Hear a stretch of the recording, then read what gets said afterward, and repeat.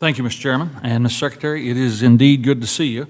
And you mentioned a moment ago on some of the burning issues. Let's talk about that for a moment. I think most of my colleagues are aware that in the early part of March this year, a series of wildfires burned over 1.5 million acres of land in western Oklahoma, western Kansas, and the Texas Panhandle. And these fires killed thousands of head of cattle, destroyed hundreds and hundreds of miles of fence, impacted countless families, businesses, and it's hard to estimate the impact on the little communities. On the 4th of April, 2017, USDA authorized emergency grazing on Conservation Reserve Program lands located in Kansas, Oklahoma, and Texas for 90 days.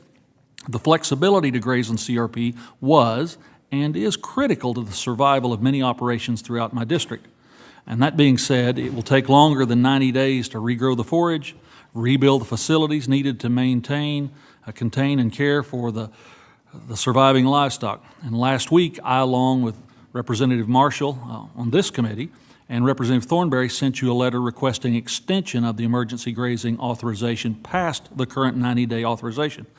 Would this extension be something that you would be willing to consider, Mr. Secretary?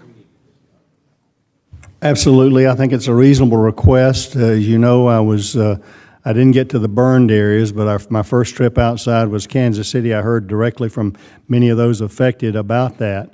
And I think it's a reasonable request, certainly one that we'd consider very seriously in a reasonable request effort, because we know that grass doesn't just necessarily grow right back on those kind of issues. Absolutely, Mr. Secretary. And I've lived all my life in northwest Oklahoma, but I have never seen anything of the magnitude of these fires. Drive for 20 miles and see not one living creature.